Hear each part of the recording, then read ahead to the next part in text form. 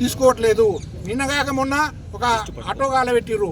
Auto గాల పెట్టేస్తే auto మీద కంప్లైంట్ తీసుకోమని చెప్పి చూస్తే 2 గంటలు ఒక ముస్లిం మహిళ 2 గంటలు అక్కడ నిలబడ్డా కూడా 10 లక్షలు ఎవరు తీసుకోరు, సీఏ లేడు అని చెప్తారు, ఎస్ఐ రాలేదని చెప్తాడు, తర్వాత ఎవరు కేసు తీసుకోవట్లేదు. అంటే ఈ విధంగా పోలీస్ స్టేషన్ లేదంటే పేరు కేంద్రం మా డీజీపీ గారు చెప్తా ఉంటారు ఏంటంటే మంచి రిసిప్ట్ని అలౌట్ చేసినాము, కూర్చుని పెడతాము, మంచినీళ్ళు ఇస్తాము, ఛాయ్ దాయిపిస్తాము, ప్రశాంత వాతావరణం కాన్ఫిడెన్స్ తీసుకున్నామని చెప్పడం జరుగుతూ ఉన్నది.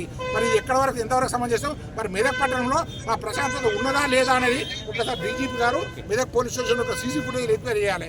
ఇవాళ అదేవిధంగా మల్లికార్జున కూడా తీసుకుపోయారు. మొత్తం రిమాండ్ కేసులు ఏంటంటే మాత్రం ఏంటంటే మొత్తం పోలీస్ స్టేషన్ కోసం చేసినామని చెప్పారు. కానీ తీసుకుపోవాలి అసలు పోలీస్ స్టేషన్కు మెదక్ టౌన్ పోలీస్ స్టేషన్కే మల్లికార్జున కూడా తీసుకొని పోలేదు. తీసుకుపోయినంత రూరల్ పోలీసులు తీసుకొని పోయి సీల్డ్ కవర్లో మాకు ఏదైనా రిమాండ్ రేసి పంపించేసారు. అంటే ఈ విధంగా ఎక్కడ పోతా ఉన్నది? ప్రజాస్వామ్యమేనా? ఈ విధంగా ఎప్పుడైనా మెదక్ పట్టణంలో గత 50 సంవత్సరాల నుంచి ఎన్నో ఎన్నికలు చూసారు, ఎన్నో ఎన్నికల్లో ప్రశాంత వాతావరణం నడిచినాయి. కానీ ఇటువంటి వాతావరణం జరగలేదు కనుక ఇది పోలీస్ దాష్టికం బాగా నడుస్తూ ఉన్నది. అది కాంగ్రెస్ పార్టీ కార్యకర్తలుగా వాళ్ళు పనిచేస్తూ ఉన్నారు. దీని అందరూ కూడా మెదక్ ప్రజలు గమనించాలని చెప్పేసి మీడియా ద్వారా మెదక్ ప్రజలందరికీ విజ్ఞప్తి చేస్తూ ఉన్నాను.